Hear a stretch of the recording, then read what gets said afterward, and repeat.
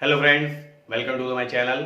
और हम पढ़ रहे हैं हिंदी स्पेशल, जिसमें कि हमारा चल रहा है समास। ठीक। और पिछली क्लास में हमने पढ़ा था तत्पुरुष समास और द्वंद्व समास के बारे में। इसके अलावा समास की डेफिनेशन, समास विग्रह क्या होता है, ठीक, ये सारी चीजें हमने पिछली क्लास में पढ़ी हैं। और अब हम जो स्टार्ट कर रहे हैं आगे, समास का अगला पार्ट पढ़ेंगे। तीसरा जो पार्ट है समास का वो है द्विगु समास।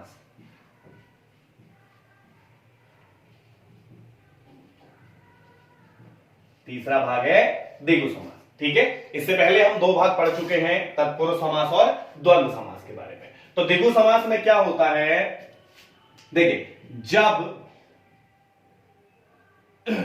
जब पहला पद यानी कि पूर्व पद संख्यावाचक विशेषण, पूर्व पद जो है या जो पहला पद है वो संख्यावाचक विशेषण होता है। ठीक है, जब पहला पद यानी पूर्व पद जो है वो संख्यावाचक विशेषण होता है तो वहां पर द्विगु समास होता है, या उस शब्द में द्विगु समास होता है। ठीक है, जैसे इसके अतिरिक्त इसमें समूह या समाहार का बोध होता है। इसमें समूह या फिर समाहार का बोध होता है, यानी जो द्विगु समास है हमारा, इसमें पहला जो शब्द होगा, दो शब्द जो आपस में जुड़ेंगे उसमें जो पहला शब्द होगा वो संख्यावाचक विशेषण होगा। ठीक, और वो किसी समूह या किसी समाहार, किसी ग्रुप के बारे में हमें बता रहा, इंडिकेट कर रहा होगा, यानी किसी ग्रुप के बारे में हमें उससे पता चलेगा। ठीक है, तो वहां पे कौन सा समास होगा, द्विगु समास होगा। अब पहला पद यानी पूर्व पद जो है वो इसमें क्या होना है, संख्यावाचक, इसमें पूर्व पद होना है। ठीक है, तो एग्जांपल देखते हैं, जैसे दोपहर। ठीक है, दोपहर, यहां पे दो शब्द आपस में जुड़ रहे हैं, पहला है दो, दूसरा है पहर। तो दो पहरों का समूह, दो पहरों का समूह क्या कहलाएगा, दोपहर कहलाएगा। ठीक है, देखो यहां पे पहला पद जो है वो संख्यावाचक है और समूह के बारे में भी वो हमें बता रहा है। किसके बारे में, समूह यानी ग्रुप के बारे में भी हमें यहां इससे पता चल रहा है। ठीक, ऐसे ही दूसरा एग्जांपल है त्रिलोक। त्रिलोक, देखिए यहां पहला जो शब्द है ये संख्यावाचक है और त्रिलोक यानी कि तीन लोकों का समाहार या समूह। ठीक है, तीन लोकों का समाहार या समूह। पहला पद यहां भी क्या है, संख्यावाचक है और समूह या समाहार के बारे में, ग्रुप के बारे में हमें यहां से पता चल रहा है। तो इसमें भी कौन सा समास होगा, द्विगु समास होगा। तो ऐसे सभी शब्द जिनका प्रथम पद संख्यावाचक विशेषण के तौर पे काम करेगा या संख्यावाचक विशेषण होगा, वो सब किसके एग्जाम्पल होंगे, द्विगु समास के एग्जाम्पल होंगे। जैसे चौराहा, चौराहा चार राहों का समूह, चार रास्तों का समूह। ऐसे ही नवरात्रि, नवरात्रि नौ रात्रियों का समूह। इसमें देखिए चौ पहला संख्या जो शब्द है वो संख्यावाचक है, इसमें नव पहला जो शब्द है वो संख्यावाचक है। ऐसे ही सप्तऋषि या सप्तर्षि, ठीक, सप्तर्षि, इसमें भी पहला जो शब्द है वो सप्त यानी कि सात संख्यावाचक है। सात ऋषियों का समूह क्या हो जाएगा, सप्त ऋषि हो जाएगा। ऐसे ही तिरंगा, तिरंगा तीन रंगों का समाहार, तीन रंगों का समाहार, तिरंगा। यहां पर भी जो पहला शब्द है वो क्या है, संख्यावाचक है, तो इसमें भी द्विगु समास होगा। वे सभी शब्द जिनका पहला शब्द जो है वो संख्यावाचक होना है। ठीक है, ऐसे ही सप्ताह, सप्त यानी कि यहां पर भी पहला शब्द क्या है, संख्यावाचक है। ठीक है, सप्ताह, 7 दिनों का समूह क्या कहलाएगा? सप्ताह कहलाएगा। तो जहां भी हमें पहला शब्द संख्यावाचक मिले और समास के बाद यानी जुड़ने के बाद वो किसी समूह का, विग्रह के बाद हमें पता चले कि वो किसी समूह का, किसी ग्रुप का हमें बोध करा रहा है, तो वहां कौन सा समास होगा? द्विगु समास होगा। ठीक है, तो तीसरा प्रकार है समास का द्विगु समास। इसके बाद चौथा प्रकार देखेंगे, समास का चौथा प्रकार है कर्मधारय समास। ठीक है, चौथा प्रकार पढ़ते हैं कर्मधारय समास। ठीक, अब देखिए कर्मधारय समास में क्या होगा। कर्मधारय समास में जो दोनों पद होंगे, कर्मधारय समास, कर्मधारय समास में प्रथम पद यानी पूर्व पद, प्रथम पद व उत्तर पद यानी दूसरा पद, प्रथम पद व उत्तर पद के बीच विशेषण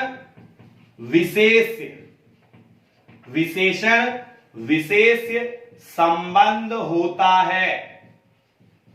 विशेषण विशेष संबंध होता है, यानी कि इसमें भी जो पहला पद है वो क्या होगा? विशेषण होगा। किसमें? कर्मधारय में। देखो द्विगु में भी हमने पढ़ा था पहला पद विशेषण था, लेकिन वो संख्यावाचक विशेषण था। यदि पहला पद संख्यावाचक विशेषण है तो वो द्विगु समास का ही उदाहरण होगा।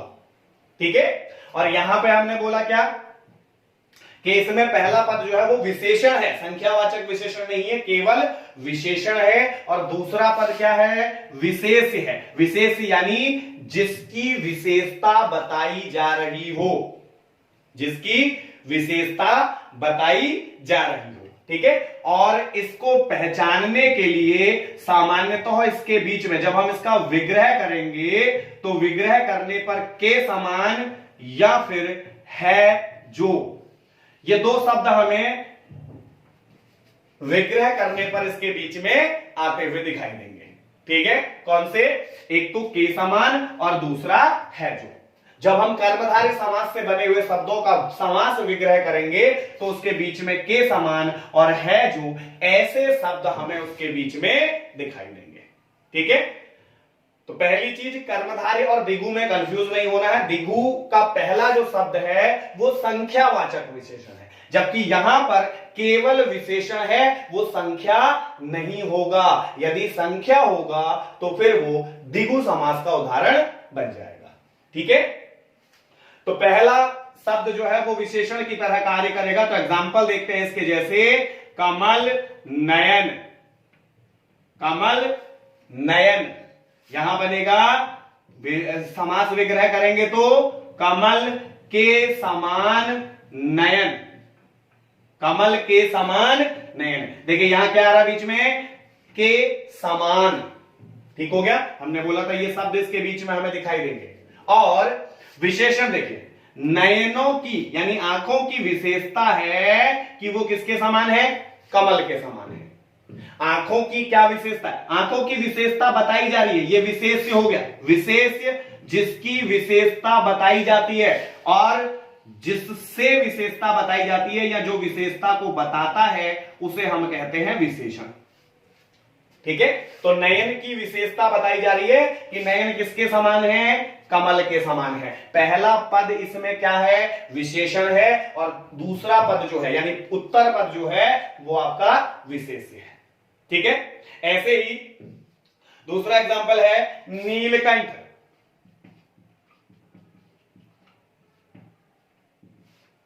नीलकंठ यानी नीला है जो कंठ, नीला है जो कंठ। यहां देखो बीच में कौन सा शब्द आ रहा है जो, और कंठ की विशेषता बताई जा रही है, यानी कंठ क्या है? विशेष्य है, और विशेषता क्या है? कि वो नीला है। विशेषता कौन बता रहा है? नीला शब्द जो है वो उसकी विशेषता बता रहा है। तो कौन सा समास होगा? कर्मधारय। अब देखो कर्मधारय और बहुब्रीहि में कंफ्यूजन होता है, कर्मधारय और बहुब्रीहि में, क्योंकि नीलकंठ कर्मधारय का उदाहरण भी है और नीलकंठ बहुब्रीहि समास का भी आगे उदाहरण बनेगा। बहुब्रीही समास मतलब कि जिसमें सभी पर्यायवाची शब्द आते हैं, जिसमें दो शब्द आपस में जुड़ के किसी तीसरे शब्द की ओर इशारा कर रहे होते हैं। ठीक है, तो नीलकंठ का अगर बहुब्रीही का उदाहरण है तो विच्छेद थोड़ा सा अलग होता है, इसका समास विग्रह जो है वो थोड़ा सा अलग होगा। इसमें फिर बन जाएगा नीला है जिसका कंठ। ये ध्यान देना, बहुब्रीही समास में अगर हम नीलकंठ बोलेंगे तो उसको उसका विग्रह कैसे करेंगे, नीला है जिसका कंठ अर्थात शिव। नीला है जिसका कंठ अर्थात शिव। यहां है जिसका आ रहा है और यहां पे है जो आ रहा है। ठीक, इस चीज पे ध्यान देना है। तो बहुब्रीही समास में विच्छेद जो शब्द है उसके समास विग्रह से हमें पता चलेगा कि इसमें कर्मधारय समास है या फिर बहुब्रीही समास है, वरना नीलकंठ बहुब्रीही का उदाहरण भी है और कर्मधारय का उदाहरण भी है। ठीक, जहां बहुब्रीही पढ़ेंगे वहां पे पढ़ेंगे इसको डिटेल में। ठीक हो गया, नीलकंठ है। इसके अतिरिक्त महादेव, महादेव इसे विच्छेद करेंगे तो महान है जो देव, महान है जो देव। ठीक है, इसमें फिर कौन सा समास आएगा, कर्मधारय समास आएगा। इस चीज पे ध्यान देना, अगर बीच में है जो आ रहा है तो कर्मधारय समान होगा, समास होगा। ठीक है, विच्छेद से हमें खास तौर पे इसका ध्यान देना पड़ेगा। ठीक, इसके अतिरिक्त अन्य एग्जाम्पल में जैसे चंद्रमुखी या चंद्रमुख, चंद्रमुख विच्छेद विग्रह करेंगे तो चंद्र के समान, चंद्र के समान मुख। यहां पुनः क्या आ रहा है, के समान आ रहा है, यानी कौन सा समास है, कर्मधारय समास इसमें होगा, चंद्र के समान मुख। ऐसे ही कमल नयन, कमल के समान नयन। ऐसे ही चरण कमल, चरण कमल। अब देखो यहां पर विशेषण विशेष से संबंध होता है, ये चीज हमने पढ़ी। अब ध्यान देना, इसमें चरण कमल, चरण कमल का जब हम विग्रह करेंगे तो हम बोलेंगे कमल के समान चरण, कमल के समान चरण। यानी कर्मधारय समास में कंपलसरी नहीं है कि पहला ही पद विशेषण हो, विशेषण विशेष से संबंध है। पहला पद भी विशेषण हो सकता है, दूसरा भी विशेषण हो सकता है, क्योंकि यहां दूसरा विशेषण है। देखो, कमल के समान नयन, यानी इसमें चरण, कमल के समान चरण, यानी चरण जो है इनकी विशेषता बताई जा रही है, तो ये विशेष्य हो गए और कमल जो है वो विशेषण हो गया। तो यहां पहला पद विशेष्य, दूसरा विशेषण हो गया। ठीक है, कर्मधारय में यह ध्यान देना है कि पहला या दूसरा दोनों में कोई भी पद विशेषण हो सकता है और कोई भी पद विशेष्य हो सकता है। ठीक है, कर्मधारय समास में। क्लियर। अगला प्रकार इसके बाद पढ़ते हैं बहुब्रीही समास। अगला प्रकार जो है इसका वो कौन सा, बहुब्रीही समास पढ़ते हैं। ठीक है,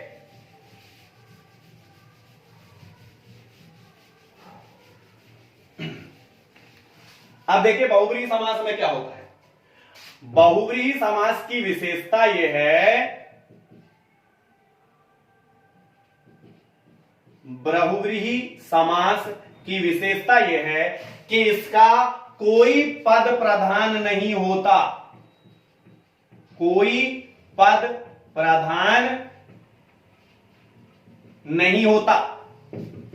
किसका, बहुब्रीही समास का।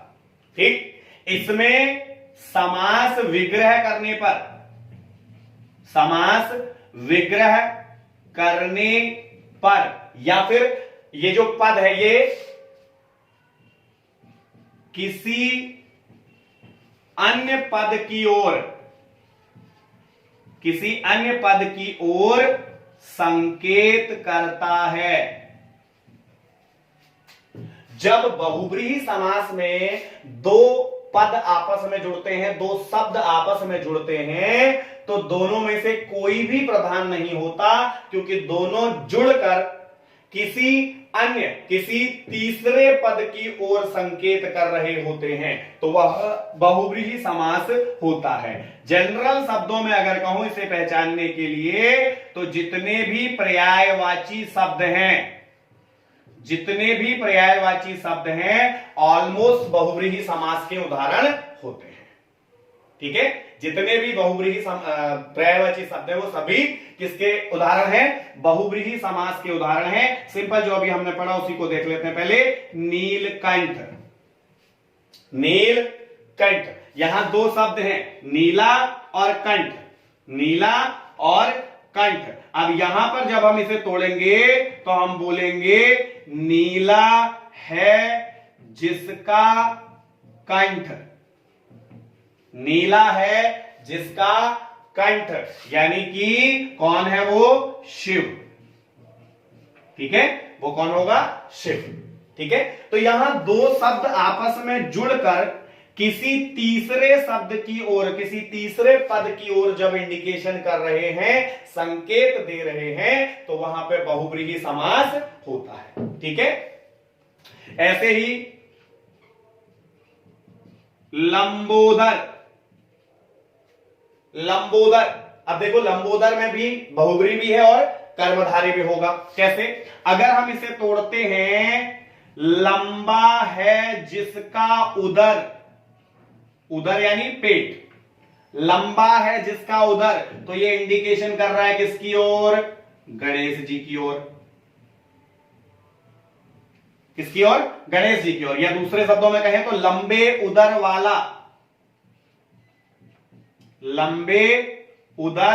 वाला कौन होगा? गणेश जी होंगे। और कर्मधारय में जब हम इसे तोड़ेंगे तो हम बोलेंगे लंबा है जो उदर, लंबोदर। अब कर्मधारय और बहुव्रीहि के बीच में जो डिफरेंशिएशन है वो हमें इसके समास विग्रह से निकालना पड़ेगा। यदि इसको इस प्रकार तोड़ा जाए तो बहुव्रीहि समास होगा, और इस प्रकार इसको हम विग्रह करते हैं तो कर्मधारय समास होगा। ठीक है, इस पर विशेष ध्यान देना। ऐसे ही दूसरा है दशानन। 10 आनन है जिसके, या 10 है जिसके आनन, 10 है जिसके आनन। तो 10 आनन यानी 10 सिर किसके हैं? रावण के। तो दशानन पुनः किसकी ओर संकेत कर रहा है? किसी अन्य पद की ओर संकेत कर रहा है। तो दशानन में कौन सा समास होगा? बहुव्रीहि समास। अब यहां दशानन में द्विगु समास क्यों नहीं है फिर? क्योंकि इसका पहला पद तो संख्यावाचक है, पहला पद संख्यावाचक है। तो यहां पुनः हमें इसे तोड़ने पर ध्यान देना पड़ेगा, इसके समास विग्रह पर ध्यान देना पड़ेगा। अगर विग्रह है 10 हैं जिसके आनन, तो रावण यानी बहुव्रीहि समास। और यदि बोलेगा दशानन यानी 10 आननों का समूह, 10 सिरों का समूह बोलेगा, 10 सिरों का समूह अगर बोलता है तो कौन सा समास हो जाएगा? द्विगु समास हो जाएगा। ठीक है, तो बहुव्रीहि, कर्मधारय, बहुव्रीहि, द्विगु, इनमें कंफ्यूज नहीं होना है। हमें ध्यान देना है इनके समास विग्रह पर विशेष ध्यान देना है। ठीक है, विग्रह जिस प्रकार से होगा उसी प्रकार का समास उसमें बनेगा। क्लियर? ऐसे ही एक समास है मृगेंद्र, एक एग्जांपल है मृगेंद्र। मृगेंद्र का जब हम विच्छेद करते हैं तो यहां बनेगा मृगों का इंद्र, मृगों का इंद्र। अब मृगों का इंद्र अर्थात शेर, सिंह, मृगों का इंद्र अर्थात सिंह। तो ये मृगेंद्र शब्द जो है वो किसकी ओर इंडिकेशन कर रहा है? सिंह की ओर इंडिकेशन कर रहा है। तो कौन सा समास होगा? बहुव्रीहि समास इसमें होगा। मैंने आपको पहले ही कहा था कि सभी पर्यायवाची शब्द इसमें आएंगे। ऐसे ही विषधर, विषधर यानी विष को धारण करने वाला,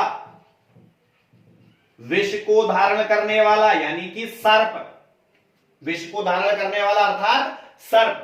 ठीक है, यहां हम शिव भी कह सकते हैं इसको, विषधर। तो विषधर सर्प का पर्यायवाची भी है और शिव का पर्यायवाची भी है। किसकी ओर इंडिकेशन कर रहा है? अन्य पद की ओर इंडिकेशन कर रहा है। तो कौन सा समास होगा? बहुव्रीहि समास होगा।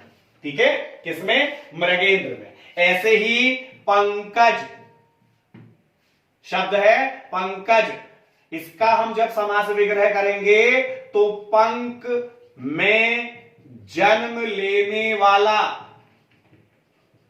पंक में जन्म लेने वाला, पंक मतलब होता है कीचड़, पंक अर्थात कीचड़, कीचड़ में जन्म लेने वाला, पंक में जन्म लेने वाला अर्थात कमल, अर्थात कमल। तो पंकज किसका पर्यायवाची है? कमल का। किसकी ओर इंडिकेशन कर रहा है? कमल की ओर। तो कौन सा समाज हो गया? बहुव्रीहि समास। ठीक है, पंकज। ऐसे ही हम पढ़ते हैं जलद, जलद, जलद को हम विग्रह करेंगे तो जल को लादने वाला या जल को ले जाने वाला। अब जल को लादने वाला जलद, जल द यानी कि बादल। जलद किसका पर्यायवाची होता है? बादल का पर्यायवाची होता है।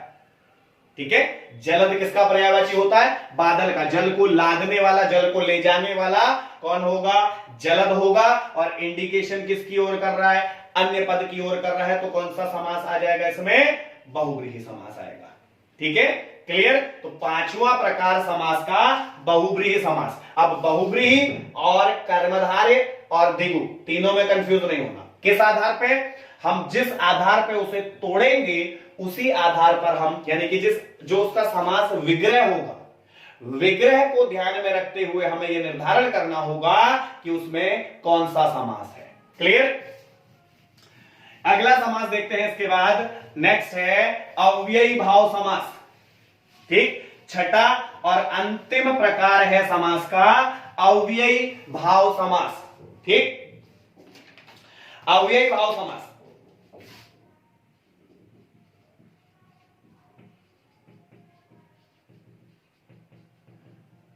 अव्ययी भाव समास।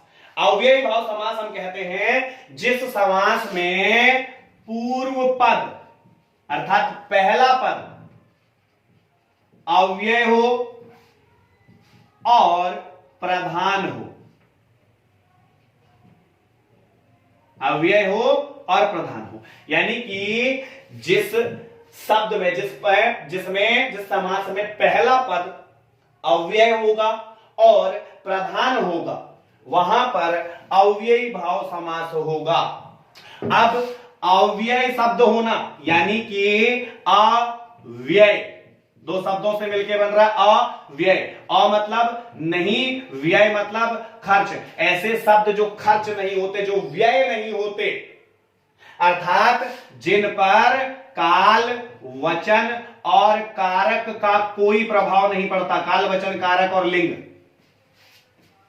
का कोई प्रभाव नहीं पड़ता, यानी जो लिंग परिवर्तित होने के साथ जो शब्द नहीं बदलते, वचन परिवर्तित होने पर जो शब्द नहीं बदलते, काल परिवर्तित होने पर जो शब्द नहीं बदलते, वो क्या कहलाते हैं? अव्यय शब्द कहलाते हैं।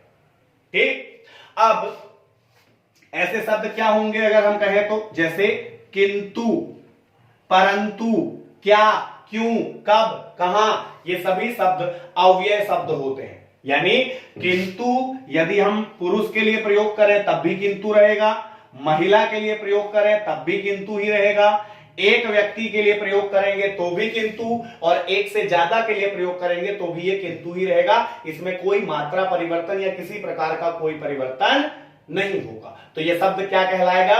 अव्यय शब्द कहलाएगा।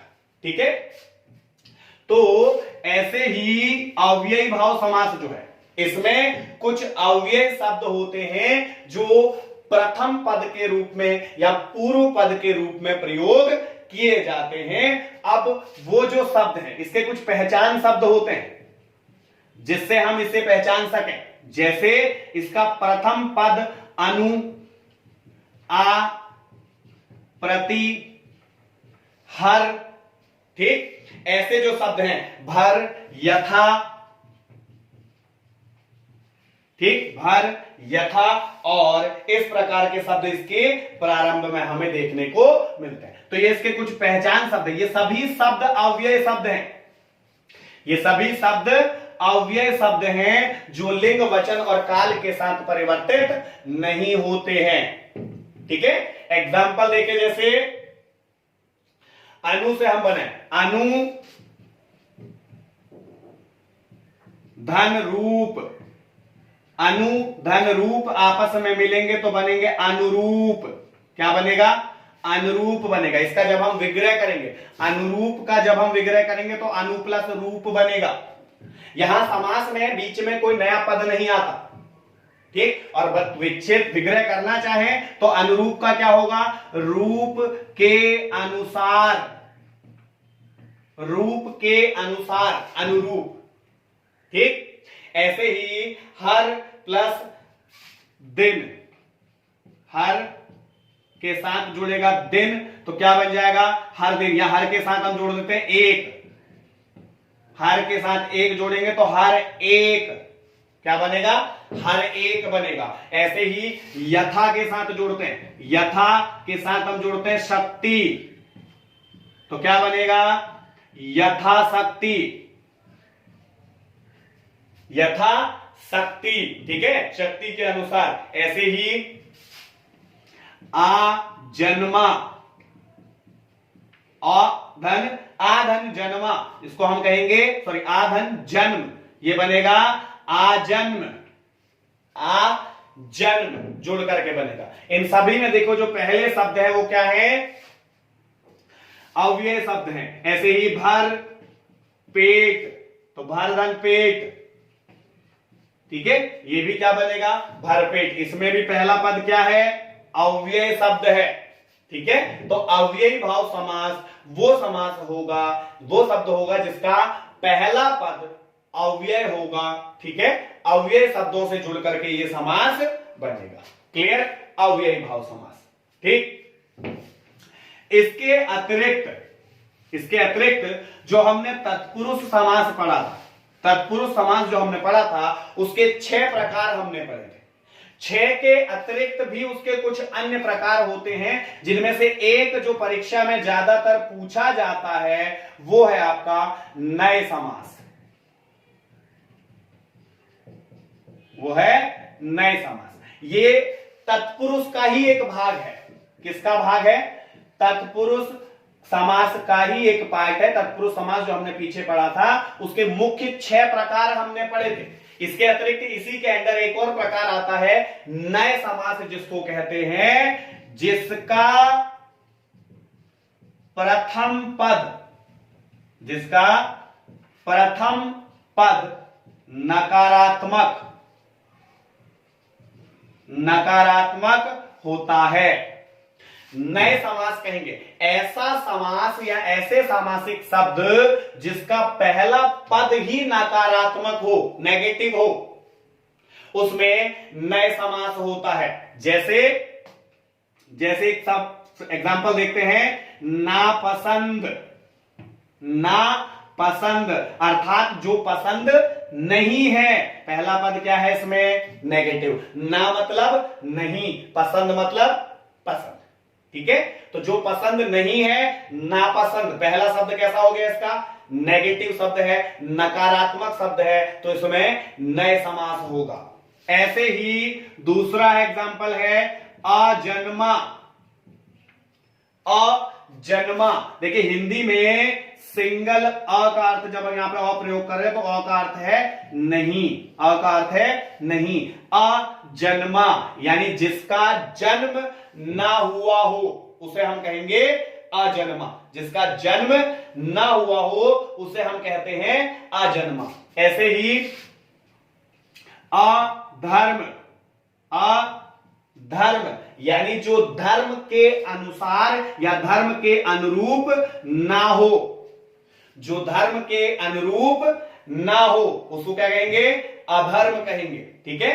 तो ऐसे शब्द जिसका पहला जो शब्द है, ऐसे सामासिक शब्द, सामासिक पद जिनका पहला पद नकारात्मक होता है वहां नए समास होता है।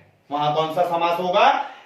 नए समास वहां पर होता है। ठीक है, क्लियर? तो तत्पुरुष का ही एक भाग है ये नए समास भी। क्लियर? इसके अतिरिक्त बहुव्रीहि, कर्मधारय और दिगु में जो कंफ्यूजन था वो मैं आपको क्लियर कर चुका हूं। बहुव्रीहि और कर्मधारय और दिगु के बीच का अंतर हम ऐसे समझ के तोड़ करके, जैसे नीलकंठ, अगर बोलेंगे नीला है जिसका कंठ यानी महादेव यानी शिव, तो उसमें बहुव्रीहि समास होगा।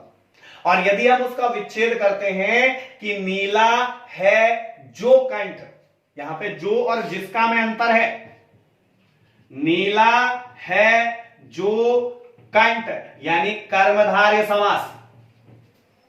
और यदि हम बोले नीला है जिसका कंठ यानी कि बहुव्रीहि समास, कौन सा समास होगा?